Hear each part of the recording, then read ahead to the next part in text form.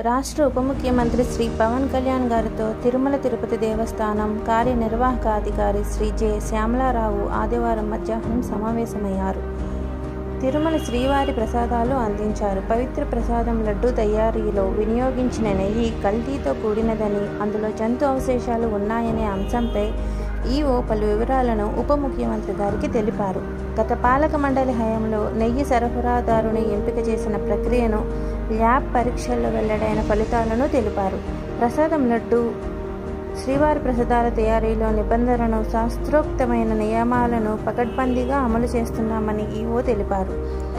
TTD సంప్రోక్షణ కార్యక్రమాన్ని చేపడుతుందని తెలిపారు. ఈ సందర్భంగా ఉప ముఖ్యమంత్రి శ్రీ పవన్ కళ్యాణ్ గారు పలు సూచనలు చేశారు.